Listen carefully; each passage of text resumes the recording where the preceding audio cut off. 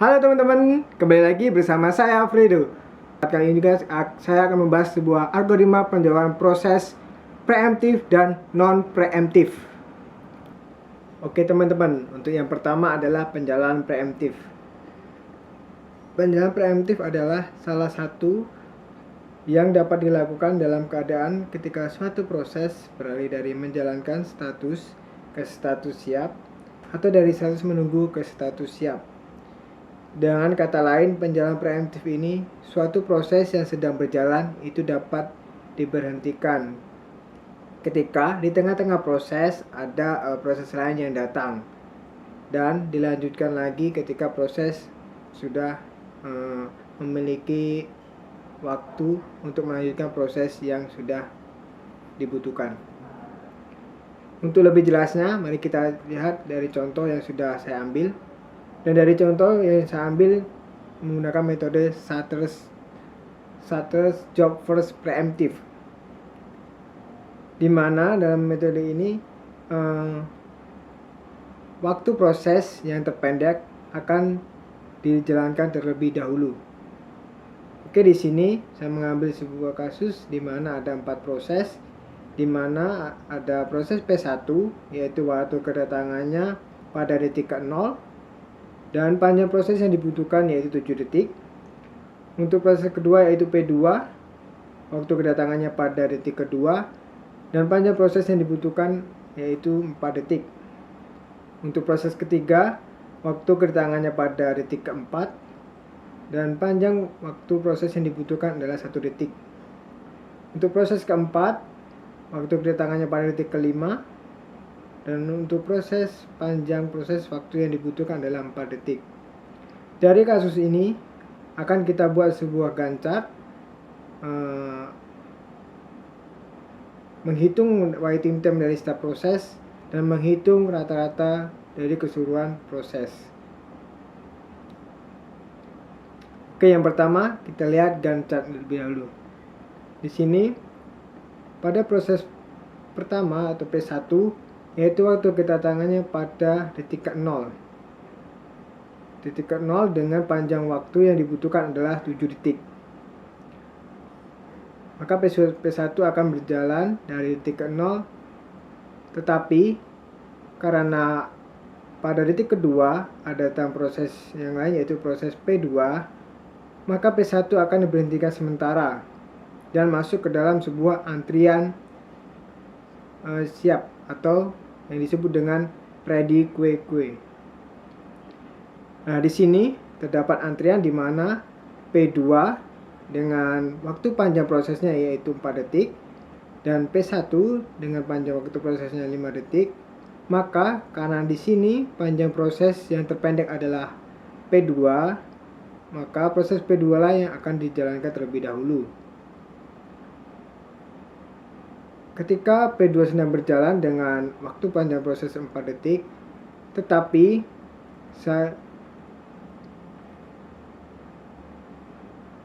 di mana seharusnya P2 ini selesai pada detik ke-6, tetapi karena pada detik ke-4 ada datang proses yaitu P3 dengan panjang proses 1 detik, maka P2 akan masuk dalam sebuah antrian lagi, di mana ada antrian P3 dengan panjang waktu prosesnya 1, P1 dengan panjang prosesnya 5 detik, dan P2 panjang prosesnya 2 detik.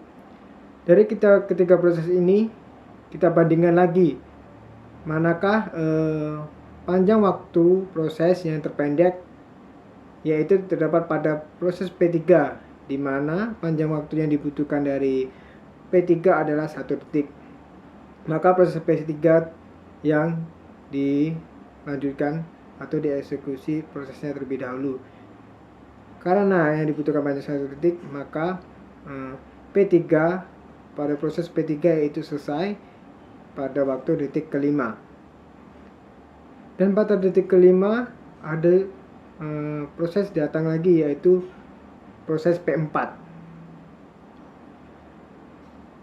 Di sini terdapat antrian lagi yaitu ada proses P4 dengan panjang proses yang dibutuhkan adalah 4 detik.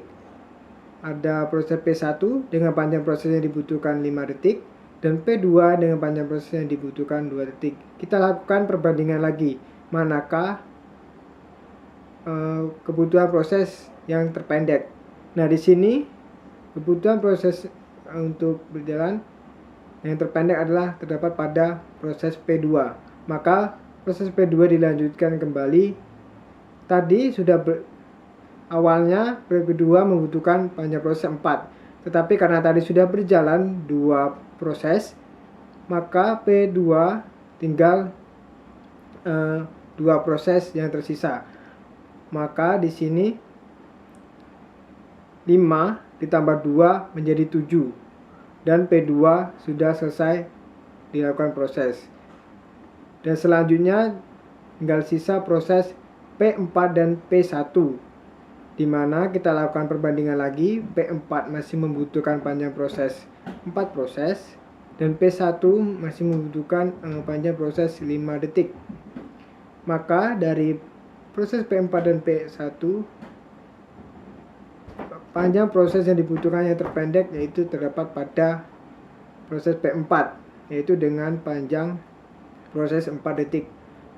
Maka P4 dimulai lagi maka P4 dilakukan proses pada detik ke-7 dengan panjang proses 4 detik, yaitu 7 tambah 4 sama dengan 11. Dan yang terakhir masih terdapat proses P1 yang belum selesai, yaitu membutuhkan panjang waktu proses 5 detik. Maka yang terakhir berjalan adalah P1 yang dimulai dari detik ke-11. 11 ditambah 5 menjadi 16 detik. Setelah kita dapatkan diagram chart dari penjadwalan preemptif, selanjutnya adalah kita akan menghitung waiting time atau waktu tunggu dari setiap masing-masing proses. Dimana di sini waiting time memiliki rumus untuk menghitung waktu tunggu dari setiap proses, yaitu mulai eksekusi proses dikurang dengan arrival time atau waktu kedatangan dari setiap proses. Untuk proses P1, karena tadi P1 diberhentikan sementara dan dilanjutkan lagi pada detik ke-11, maka mulai eksekusi pada P1 adalah 11 dan waktu kedatangannya di 2 detik. Maka 11 dikurang 2 sama dengan 9. Dan di proses P2, karena tadi mengalami perhentian sementara juga, yaitu di detik ke-5, maka proses P2 di detik ke-5 dikurang dengan 4. 5 kurang 4 yaitu 1. Dan di proses P3, karena proses langsung selesai dijalankan dan tidak ada waktu tunggu, maka waktu tunggunya adalah 0. Dan di P4, waktu kedatangan P4 yaitu di detik ke-5, tetapi karena tadi ada proses yang lebih kecil dari panjang proses yang dibutuhkan P4, maka diberhentikan sementara dan dimulai eksekusi pada detik ke-7. Maka 7 dikurang 5 sama dengan 2. Setelah kita dapatkan waktu tunggu dari setiap proses, maka kita akan menghitung rata-rata dari waktu tunggu dari keseluruhan proses yang dibutuhkan, di mana kita akan menjumlahkan dari waktu tunggu dari setiap proses. Untuk proses P1 yaitu 9 ditambah proses P2 1 tambah proses P3 0 ditambah proses P4 sama dengan 2. Kita jumlahkan yaitu 9, jumlah dari waktu tunggu dari seluruh proses yaitu 12 dibagi banyaknya proses. Di sini ada 4 proses, maka 12 dibagi 4 3. Dan rata-rata waktu tunggu dari proses adalah 3 milidetik.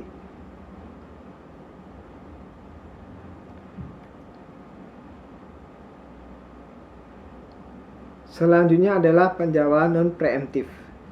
Penjadwalan non-preemptif adalah penjadwalan yang dapat diterapkan dalam keadaan ketika suatu proses berakhir atau suatu proses beralih dari berjalan ke keadaan menunggu. Dengan kata lain, proses yang sedang berjalan tidak bisa diinterrupt atau tidak bisa diganggu. Berbeda dengan penjadwalan preemptif di mana ketika proses sedang berjalan itu bisa diberhentikan sementara ketika ada proses lain yang datang.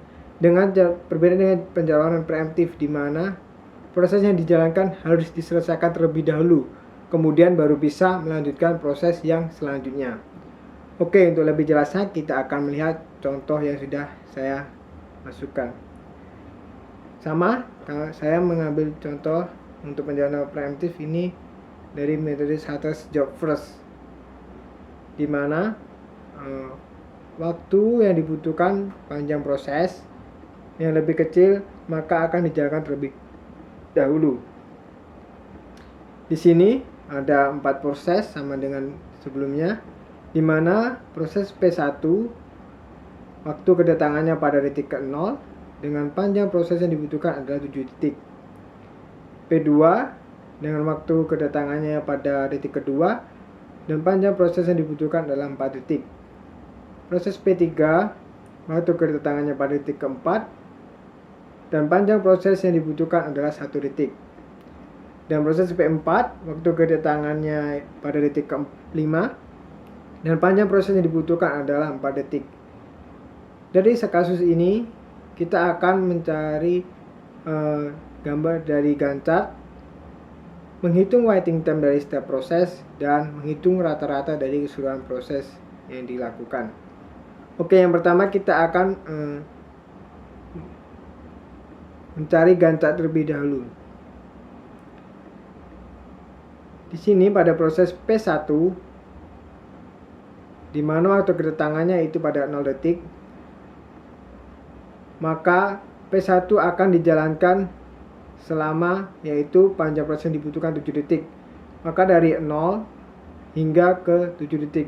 Walaupun di sini ada P2 yang waktu kedatangannya pada detik kedua, tetapi karena non preemptif yaitu tidak bisa diberhentikan sementara, harus diselesaikan terlebih dahulu prosesnya, maka P1 tidak akan menghiraukan proses P2 dan tetap melanjutkan prosesnya hingga selesai, yaitu pada detik ke-7. Dan pada detik ke-7 barulah bisa melakukan proses kembali, yaitu kita akan masukkan di sini, masuk ke dalam antrian di mana ada P2 dengan panjang proses yang dibutuhkan 4 detik dan P3 dengan panjang proses yang dibutuhkan adalah 1 detik. Sebelum lanjutkan, kita bandingkan terlebih dahulu antara proses P2 dengan P3, di mana di sini proses P3 merupakan panjang prosesnya yang terpendek. Maka dari itu proses P3 yang akan dieksekusi terlebih dahulu, yaitu pada detik ke-7. Panjang proses yang dibutuhkan P3 ada 1 detik, maka 7 tambah 1 adalah 8, dan proses P3 selesai pada detik ke-8. Dan detik ke-8 di sini terdapat antrian lagi, yaitu P2 dengan panjang proses yang dibutuhkan adalah 4 detik, dan P4 dengan panjang proses yang dibutuhkan adalah 4 detik, di mana di sini terdapat panjang proses yang dibutuhkan itu sama. Maka dari itu, untuk melanjutkan proses, kita melihat dari urutan proses itu sendiri, di mana di sini ada proses P1, P2, P3, dan P4. Dan dalam proses ini urutannya yaitu P2 terlebih dahulu. Maka yang diproses adalah P2 terlebih dahulu ketika panjang proses yang dibutuhkan sama. Maka P2 kita jalankan, yaitu dengan 4 proses dibutuhkan, maka 8 ditambah 4 menjadi 12. Dan P2 selesai pada detik ke-12. Dan selanjutnya yang terakhir adalah proses keempat, yaitu dibutuhkan panjang prosesnya 4 detik. Maka 12 ditambah 4 adalah 16 detik. Dan proses sudah selesai dilakukan keseluruhan proses. Selanjutnya adalah menghitung waiting time atau waktu tunggu dari setiap proses. Dimana di sini rumusnya sama seperti proses penjawab preemptif sebelumnya, yaitu mulai eksekusi dikurang dengan arrival time atau waktu kedatangan dari proses. Oke, selanjutnya kita akan menghitung waiting time atau waktu tunggu dari setiap proses. Dan waktu time dari setiap proses ini berpatokan pada Gantt chart yang sudah kita jalankan.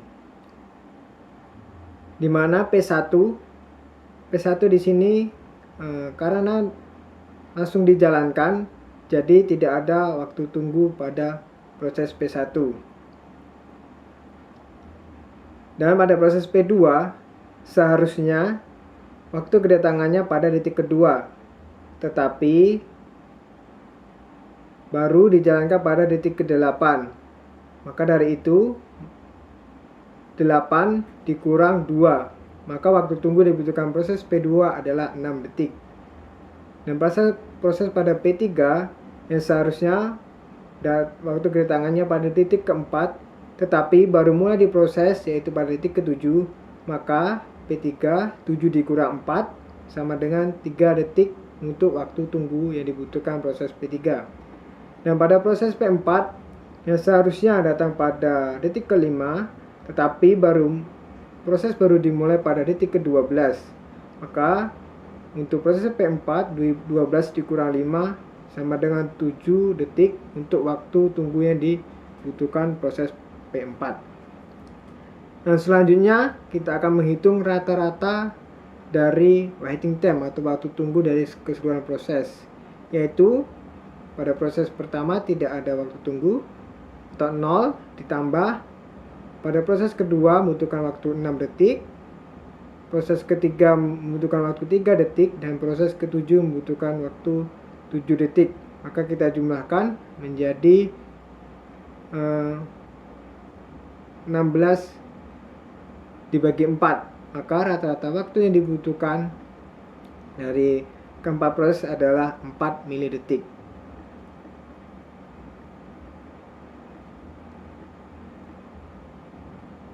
Nah, untuk penerapannya sendiri pada penjelasan preemptif dan non preemptif secara real life atau yang dapat kita jumpai dalam kehidupan kita, yaitu saya mencontohkan yang pertama untuk penjelasan preemptif itu pada sistem drive-thru pada sebuah restoran siap saji atau cepat saji, di mana di sini ketika ada pelanggan atau bisa kita analogikan sebagai proses P1 datang untuk melakukan pemesanan, dan ketika sudah melakukan pemesanan, maka untuk pelanggan kedua atau proses P2 itu bisa langsung melakukan pesanan juga, walaupun pesanan pada pelanggan pertama itu belum jadi, tetapi pada pelanggan kedua masih bisa melakukan pemesanan. Oke, untuk contoh dalam kehidupan kita sehari-hari pada penjelasan preemptif dan penjelasan preemptif, di sini untuk penjelasan preemptif, di mana awal tadi penjelasan preemptif itu suatu proses dapat diberhentikan sementara ketika ada proses lain yang datang. Nah, di sini saya memberikan contoh pada sistem drive-thru pada sebuah restoran cepat saji, di mana ketika ada pelanggan satu masuk dan melakukan pemesanan, ketika melakukan pemesanan walaupun pesanannya belum jadi atau belum siap disajikan, tapi proses akan terus berlanjut dan pelanggan kedua bisa langsung melakukan pesanan hingga pelanggan pertama mendapatkan pesanan yang diinginkan. Dan begitu pun selanjutnya. Setelah pelanggan kedua sudah selesai melakukan pemesanan, walaupun pesanannya belum siap disajikan, tetapi untuk pelanggan selanjutnya bisa langsung melakukan pemesanan tanpa menunggu lama-lama hingga pesanan pada pelanggan sebelumnya itu siap untuk disajikan. Oke, pada penjawab non preemptif saya memberikan contoh ketika kita datang ke supermarket dan ingin membayar dari barang yang kita beli, kita harus menunggu hingga proses selesai baru kita dapat membawa barang belanjaan yang kita lakukan. Bisa juga pada sebuah restoran cepat saji ketika kita memesan makanan yang kita pilih, yang kita ingin pesan, kita harus menunggu terlebih dahulu hingga makanan yang kita ingin itu siap untuk kita santap, untuk disajikan. Barulah untuk pelanggan selanjutnya bisa melakukan pemesanan. Dan begitu pun seterusnya untuk pelanggan selanjutnya. Oke teman-teman, sedikit pembahasan dari saya mengenai tentang penjadwalan operasi, sistem operasi secara preemptif dan non preemptif. Bila masih ada kekurangan, saya mohon maaf dan semoga bermanfaat bagi kita semua.